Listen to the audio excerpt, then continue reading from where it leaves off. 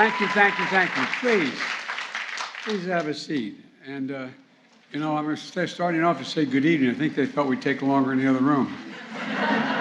Good afternoon, evening, close. Vice President Harris, second gentleman, former President Celine Meyer. Welcome to the White House, a sacred place for many reasons. It's a residence, a first family, but it's really the people's house, and it really is. A place to work, a national park, a museum, as well as art and artifacts capturing the soul of the nation for many years. And like this portrait of George Washington, painted by Gilbert Stuart, it's the only object still here since the White House was opened in 1800. That's the only object still here. And I want you to know, an Irishman designed the White House. True story. Rescued by Dolly Madison after the British torched this very space. Life-size portrait of our founding father who, in the midst of the War of Independence, wrote a letter to the American Academy of Arts and Sciences, which had recently made him a member. General Washington wrote, and I quote, "The arts and sciences are essential to the prosperity of the state and the ornament and happiness of human life." He knew the greatness of a nation was measured not only by the strength of its army and the vastness of its geography, the size of its economy, it was also measured by the vitality of its culture. And the culture forged in freedom of expression to speak and to think freely. Freedoms that must always be defended, for democracy is a covenant we have with each other. And I don't know how many times in graduate school and undergraduate school I learned that democracy has to be fought for every generation. We learned that this year. It has to be fought. Democracy is a choice. It's a choice we make to choose union over disunion, progress over chaos, and literally truth over lies. A choice to remember history, not erase it, no matter how hard it is that people try to sometimes erase it. And that's what great nations do. They face reality. We're a great nation, in large part because of the power of the arts and humanities. That's stamped into the DNA of America. And today, Jill and I, Kamala and Doug, and all of you, we continue the legacy of awarding two of our nation's highest honors to 23 extraordinary Americans.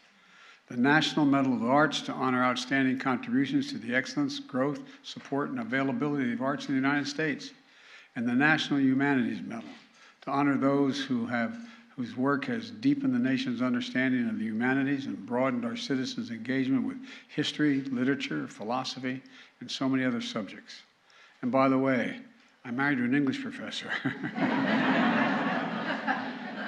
And we know good writing and love of a great read, including the incredible writers here today.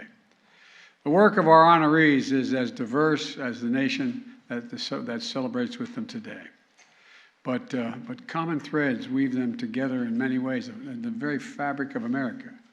The pursuit of excellence, the drive to create, the yearning to connect, and the boldness to be truth tellers, bridge builders, and change seekers.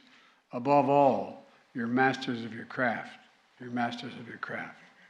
The National Medal of the Arts recipients include renowned painters like Judy Baca, and who have made the canvas out of our communities all across America, especially her beloved Los Angeles. Her groundbreaking murals depict the strength and scope of human nature and tell the forgotten stories. Bringing public space to life and tell a fuller story of who we are as Americans. A student, and Antonio, you studied diplomacy. When I heard that, I thought maybe we'd make you Secretary of State. But today, he's one of Puerto Rico's greatest cultural ambassadors. His work challenges and unites people across languages, classes, and generations. His creations span genres: painting, writing, sculpturing, theater design, always daring to try something new while building on what came before. And my friend, President Julia Louis-Dreyfus. I know where you are. She's over here going, I'm over here. I'm going to talk with Julie later whether she liked being VP or president better. I got to figure that one out. I have absolutely no talent at all. None. And you won. I don't know how the hell that happened. 11 enemies, 26 nominations, honored numerous times by the Screen Actors Guild, Producers Guild, Critics' Choice. She embraces life's absurdity with absolute wit and handles real-life turns with absolute grace. A mom, a cancer survivor, a pioneer for women in comedy, she is an American original. Good to see you. Following her example, including Mindy Kaling, from Massachusetts, but as we all know, Scranton, Pennsylvania made her who she is. Or as we say in Scranton, Pennsylvania. The first woman of color to create, write, and star in a primetime sitcom, she empowers a new generation to tell their stories with their own irreverence and sincerity. The daughter of Indian immigrants, we know about that, right? Our vice president is the daughter of Indian immigrants, a mother who was a great scientist. Above all, she's hardworking and an adoring mom, just like her own mom was. And Mindy, we know your mom is always with you in your spirit. We know that. Over 50 years ago, Billie Holiday Theater opened in Brooklyn. Black writers and actors from Samuel L. Jackson to Debbie Allen to Smokey Robinson debuted there in New York at that theater.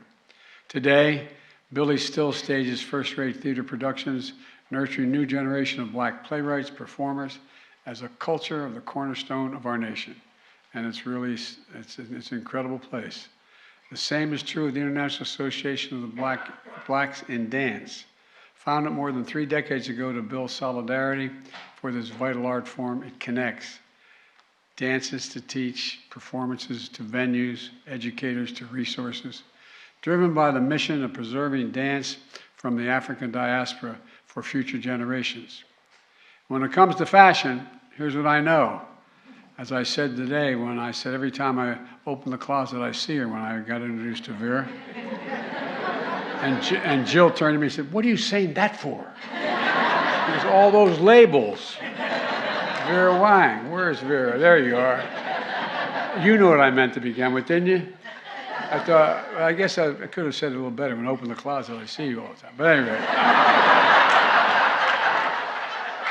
You're one of the greats, Vera. You really are.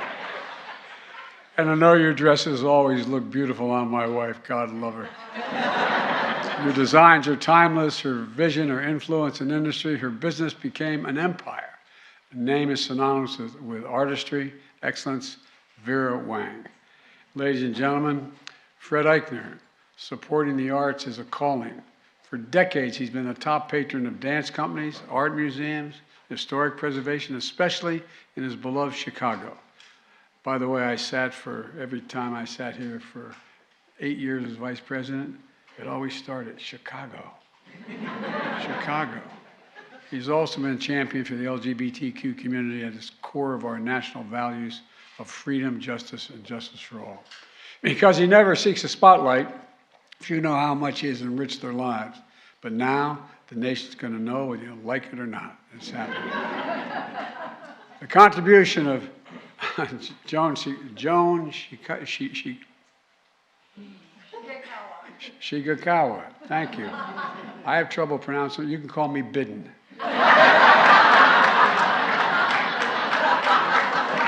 Shigakawa. Your contribution to art in America is legendary and is lasting. And the head of the National Endowments for the Arts, she's lifted rural and urban artists, created programs for military families, and helped measure how the art grows the economy. Arts grow the economy. And she proves that art makes our country stronger. He couldn't be with us today because he's touring, but we still honor a son of Puerto Rico in Spanish Harlem, Jose Feliciano, I can pronounce it. Yeah, that's my generation. Jose came from a small family, one of 11 brothers.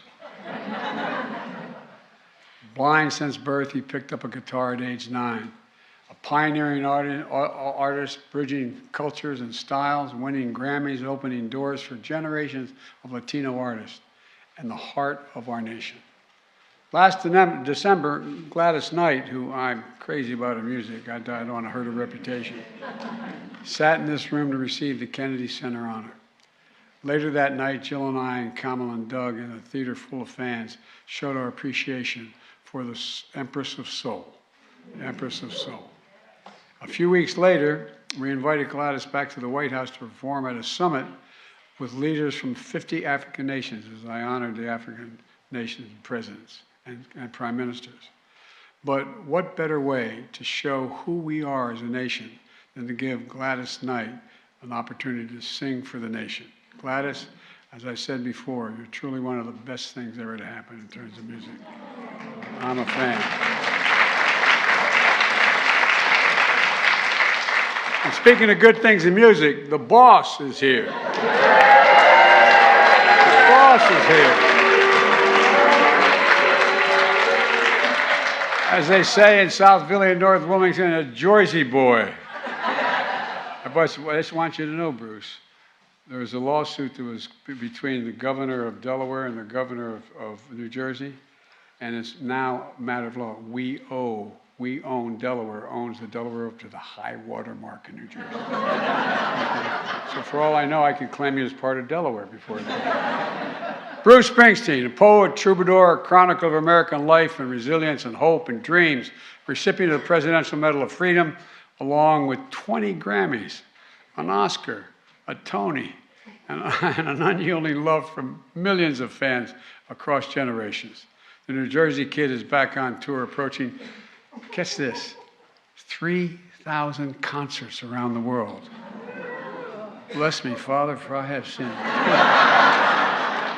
Since his first performance as a teenager at local Elks Lodge, and I know where it is, Freehold, New Jersey, just across the river.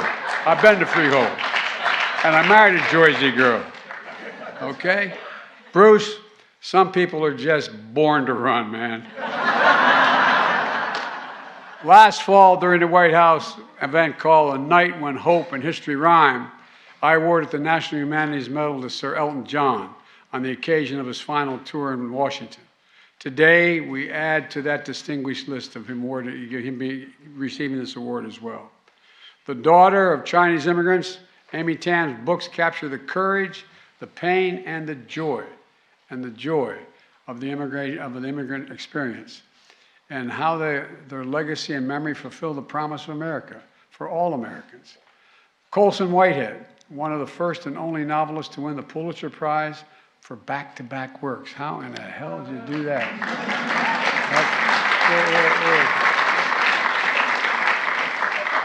Pretty good, man. I'm kind of looking for back-to-back myself.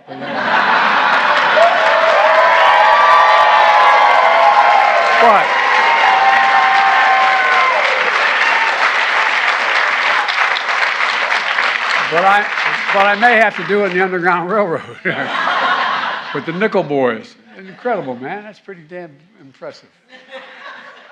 And from coming of age to crime to science fiction to even zombies, he's one of America's great storytellers, bringing fresh perspective to the legacy of the original sin of slavery, elevating the nation's consciousness around truth and justice. You know, to understand the giants of history, we need sometimes to write about them. That's Walter Isaacson. Walter, you're the best, pal. Walter's biographies on Ben Franklin, Albert Einstein, Steve Jobs, and more make real some of the most complex minds in our nation's history. By better understanding figures like these, we better understand ourselves and our nation and the notion of possibilities. Anything is possible here. Anything is possible in America. An engineer, poet, Cuban-American, Richard Blanco returned to a poem he wrote from the second inaugural Barack in Maine. A poem, one today. It says, "And always one moon like a silent drum tapping at every rooftop and every window on every country. Let me start this over again. I'm getting so intimidated by you being here. And always one moon like a silent drum tapping on every rooftop and every window of one county. All of us facing the stars. Hope, a new constellation waiting for us to map it, waiting for us to name it together. You know, that's what hope is. I was once asked by Xi Jinping to define America, for real. We were in the Tibetan Plateau. I said, possibilities, hope. That's the definition of America. And you write about it. Its poetry bridges cultures and language, a mosaic of our past, our present, and our future. Reflecting a nation that's hectic, colorful, and still becoming. Few books captivated the nation like Tara Westover's memoir, Educated. Her words remind us how national divides can also divide families, and how bringing those divides with knowledge and understanding is critical to our country and for one another. Ann Patchett's celebrated novels and essays are treasured worldwide through everything she does, on the page and at her Nashville bookstore, a magnet for readers all around the world. She proves the power of the written word to bring people together. And you've done it, Ann. Where's Ann? There you go. You've done it, kiddo. Every day, from a studio in New Mexico, Native American Calling airs a podcast, live radio show, exploring everything from the legacy of Native newspapers to Native cuisine to Native American solidarity with Ukraine, capturing the vastness of the Native American life and its profound impact on the country. You know, Henrietta Mann, as a teacher, a scholar, and a leader, she's dedicated her career to Native American education and to establishing the field of Native American studies. Thanks in large part to her, Native American Studio is now taught at universities across the country, strengthening our nation-to-nation bonds for generations to come. A scholar, Earl Lewis chronicles African American history and explores how diversity strengthens our nation, and it does strengthen our nation. As a university administrator, he has shaped some of our preeminent institutions, pushing them to meet the challenges of our time, from water scarcity to the future of work to racial injustice. He makes American universities an even more important source of our national dynamism. And as an anthropologist, the first black woman president of Spelman College, pretty cool. The director of the National Museum of African Art, you know, Janetta Cole takes the study of black history and culture to new heights. She has strengthened American education, advanced American scholarship, and enriched the lives of students of all ages in the future of our nation. Brian Stevenson, a cherished son of my home state of Delaware, and one of the most important civil rights leaders, you know, exonerating the wrongfully convicted, funding the Legacy Museum and the National Memorial for Peace and Justice, so the history of lynching and racial violence in America gets the reckoning it deserves, and providing a compelling foundation for me to be able to sign into law the Emmett Till's name to make lynching a federal crime. Brian.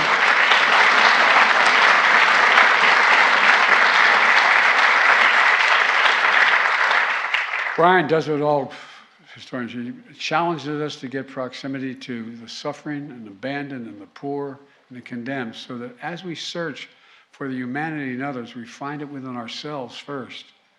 Ladies and gentlemen, please congratulate our newest recipients of the National Medal of the Arts and the National Medal.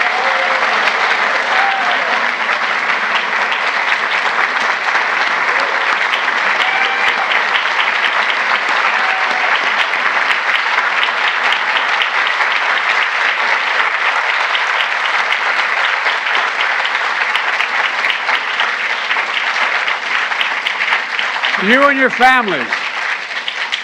families, congratulations. Thank you for cultivating the arts as a central source. Please have a seat. Source of our prosperity, our happiness in American life, as George Washington describes. Thank you for strengthening the covenant that that is our democracy. And now, please come up one by one as my military aide, Major Hughes, reads your citation.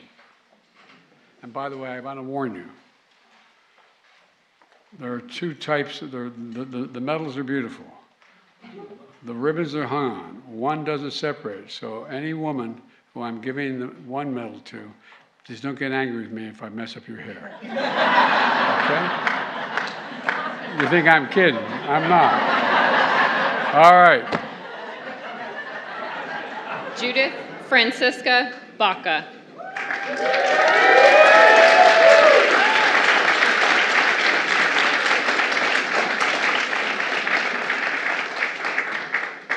her monumental impact on public art in America, Judith Francisca Baca's collaborative work has turned forgotten histories into public memory, pioneering an art form that empowers communities to reclaim public space with dignity and pride.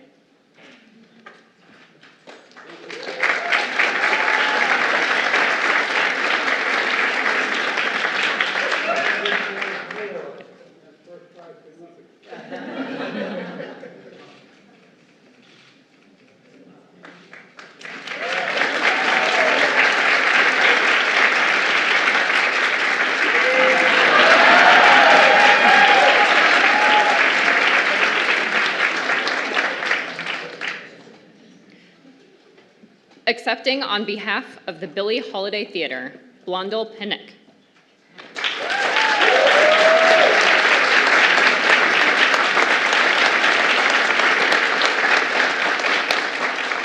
For being an artistic jewel for the nation, channeling its namesake's exploration of freedom and identity, the Billie Holiday Theater cultivates some of our nation's most renowned Black actors, writers, designers, and musicians, and has expanded the reach of American artistic expression and achievement.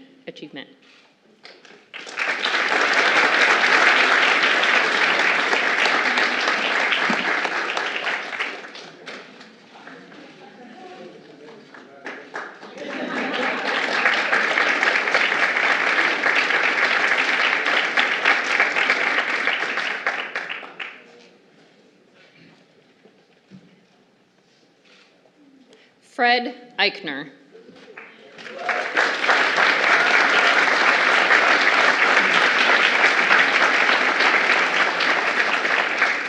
For his unwavering courage and support of the arts as a force for a more just nation.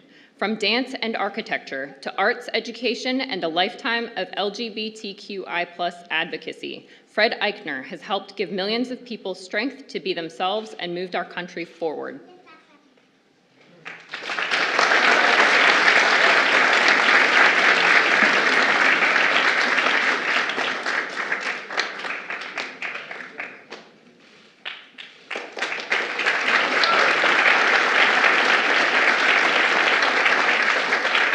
Accepting on behalf of the International Association of Blacks in Dance, Denise Saunders Thompson.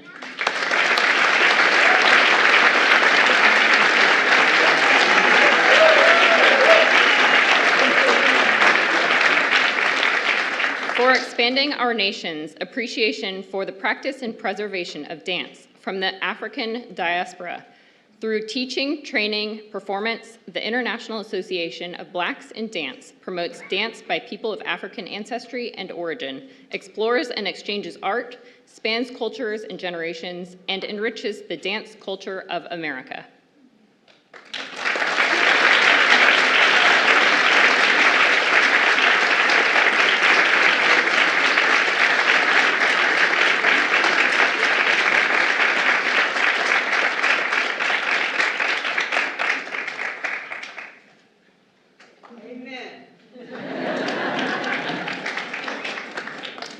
Mindy Kaling.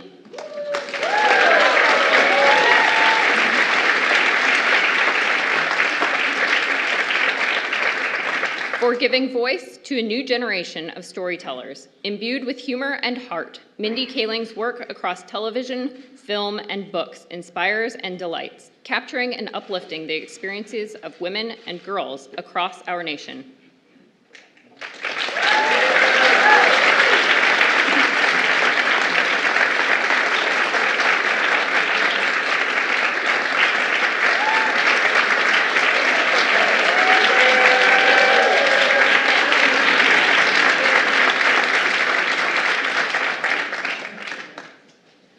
Gladys Knight.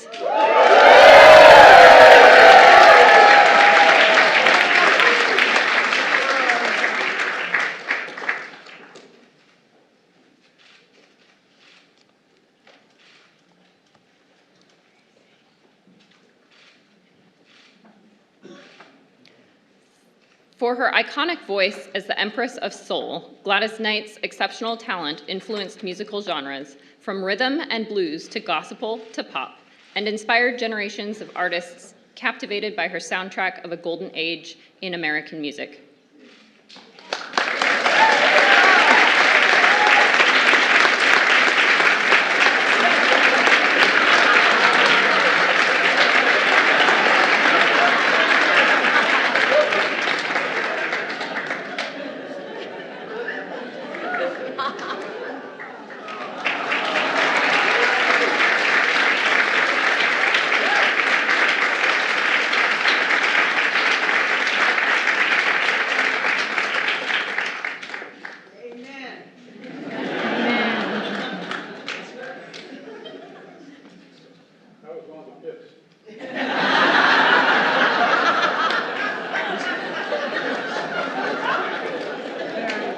Julia Louis Dreyfus.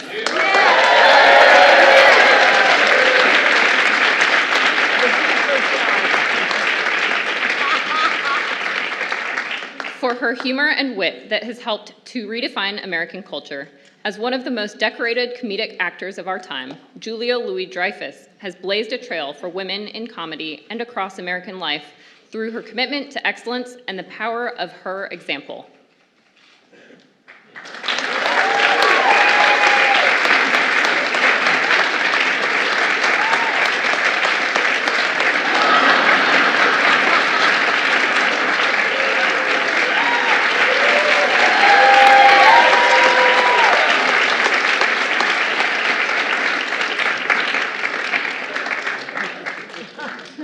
Antonio Martorell Cardona.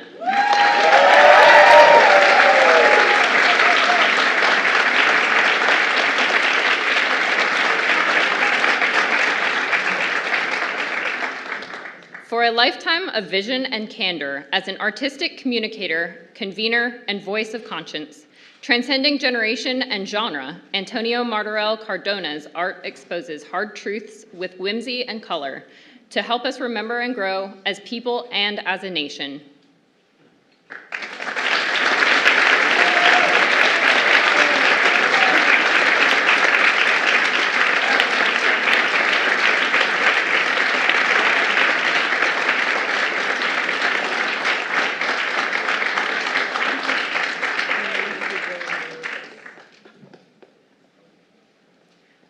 Joan Shigekawa.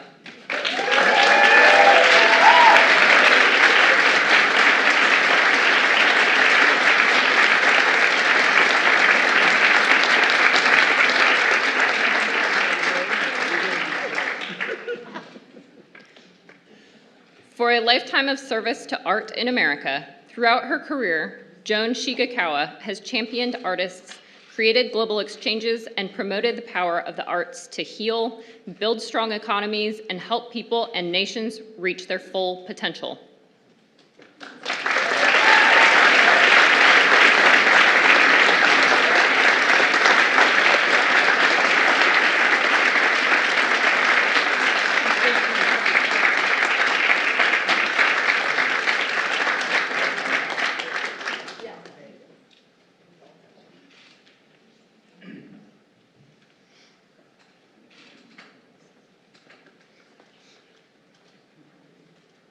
Bruce Springsteen.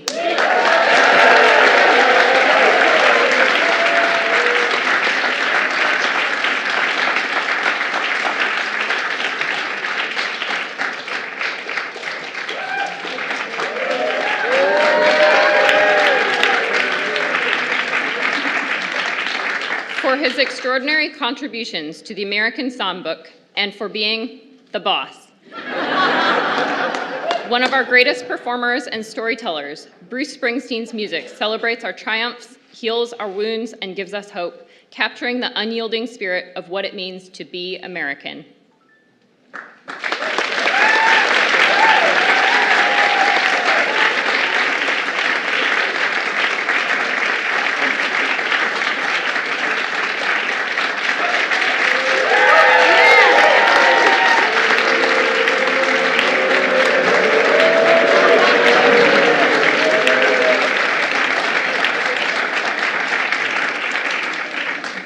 Wang.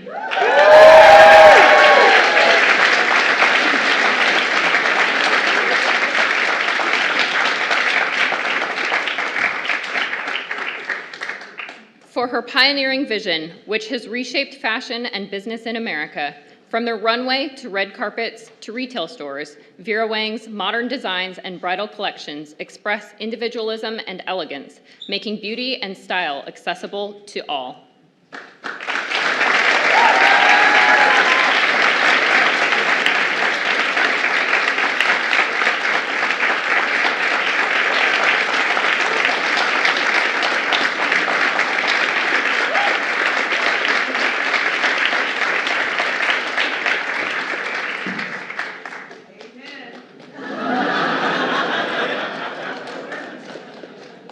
National Humanities Medal recipients: Richard Blanco.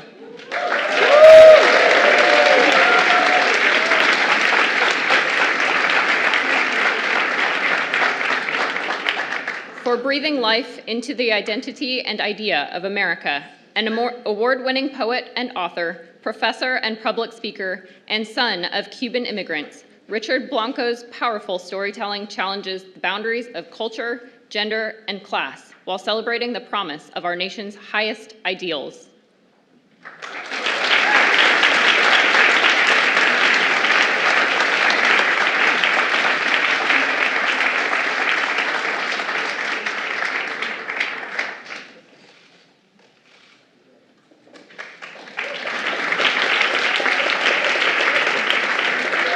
Jonetta Besh Cole.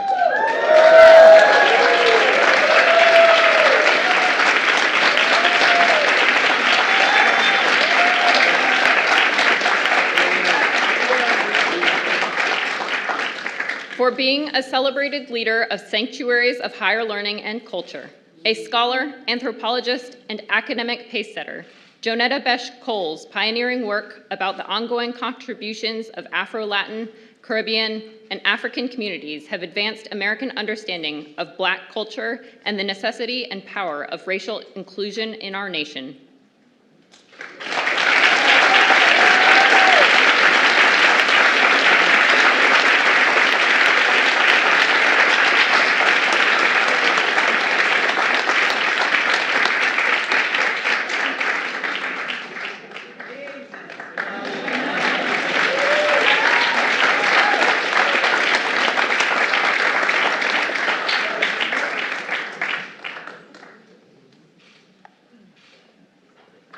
Walter Isaacson.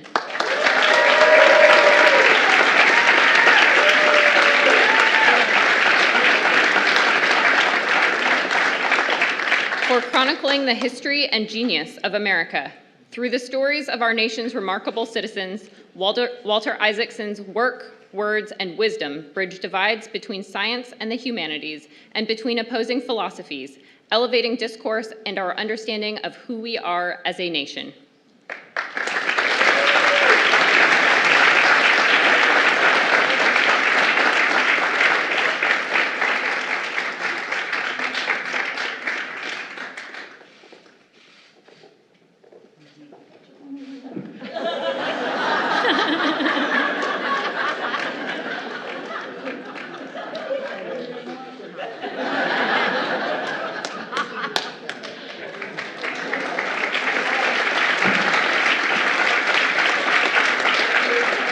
Earl Lewis.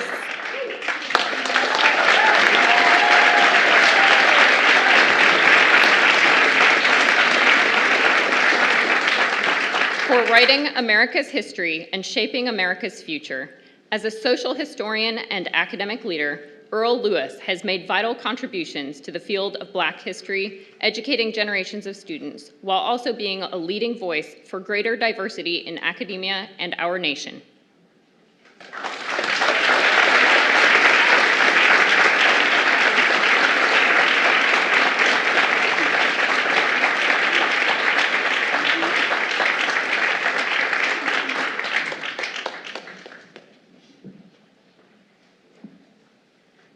Henrietta Mann.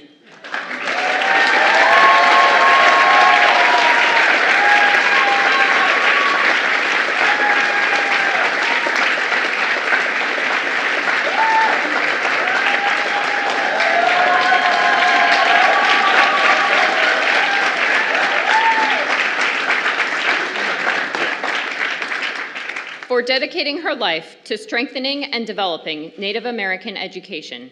The pioneering efforts of Henrietta Ho'oestada Ona'a Mann led to programs and institutions across the country devoted to the study of Native American history and culture, honoring ancestors that came before and benefiting generations that follow.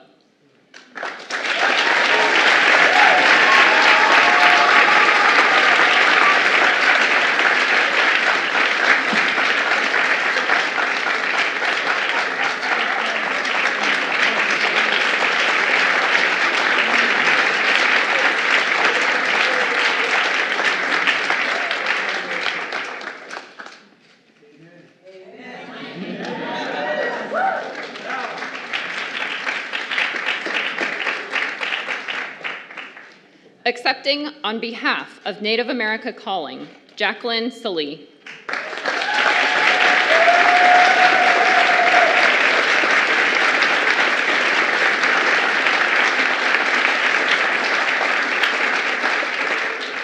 For connecting tribal and non-tribal communities across the United States. Through its interactive shows on the radio and online, Native America Calling educates the American public about Indigenous issues while preserving Indigenous history and culture to honor their contributions that strengthen the sacred nation-to-nation relationship.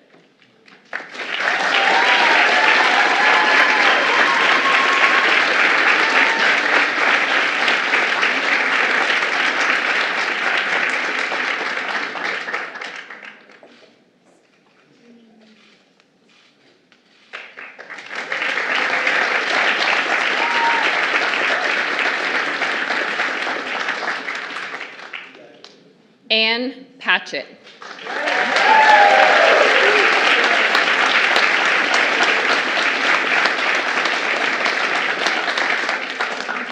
For putting into words the beauty, pain, and complexity of human nature. With her best-selling novels and essays, and her bookstore readers from around the world will see themselves in the pages of Ann Patchett's books that take people to places of the heart and feed the imagination of our nation.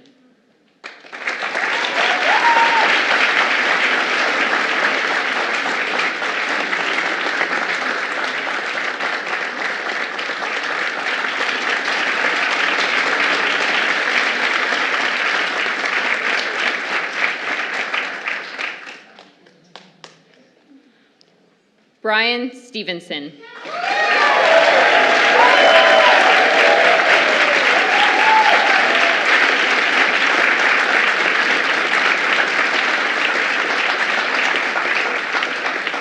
For his moral call to redeem the soul of our nation, an advocate fighting tirelessly for the poor, incarcerated, and condemned, Brian Stevenson follows the Book of Micah's instructions to act justly, love mercy, and walk humbly as he chronicles the legacy of lynching and racism in America, shining a light on what has been and all that we can be as a nation.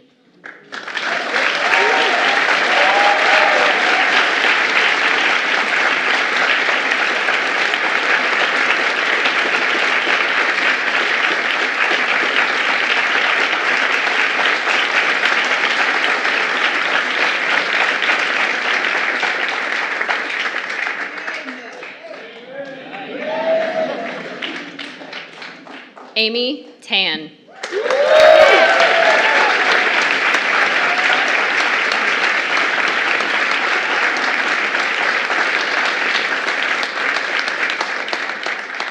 For expanding the American literary canon by bravely exploring experiences of immigrant families, heritage, memories, and poignant struggles, Amy Tan's writing makes sense of the present through the past and adds groundbreaking narrative to the diverse sweep of American life and literature.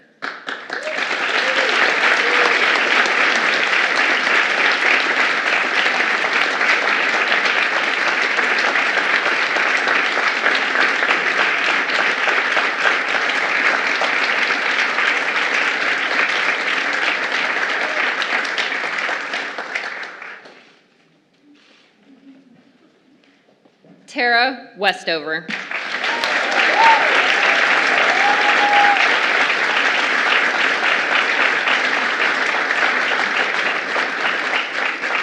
For tuning American life into literature, Tara Westover's Memoirs of Family, Religion, and the Transformative Power of Education has moved millions of readers and served as a powerful example of how the humanities can set people free and a nation free.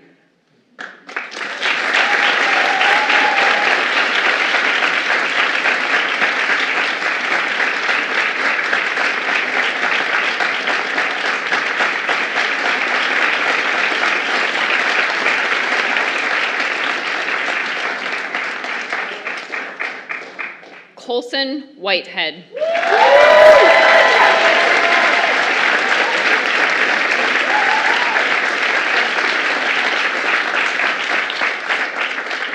For his truth-seeking as an American literary icon, with genre-defying craftsmanship and creativity, Colson Whitehead's celebrated novels make real the African-American journey through our nation's continued reckoning with the original sin of slavery and our ongoing march toward a more perfect union.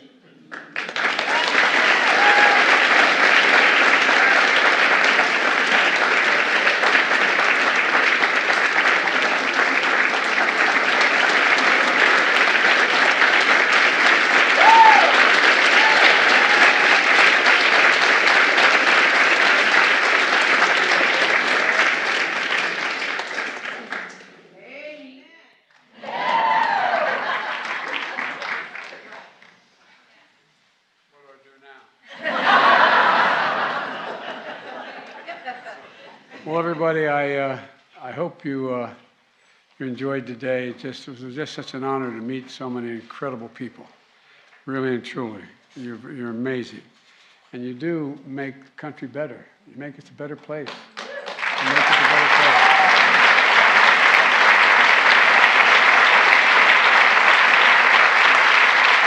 And now, there's going to be a reception at the other end of the hall in the dining room down there. I hope we'll see you down there. And as every time I'd walk out of my grandpa's home up in Scranton, Pennsylvania, Ambrose Finnegan, he'd say, "Joey, keep the faith." And my grandmother would know, "Spread it. Let's spread the faith." Thank you.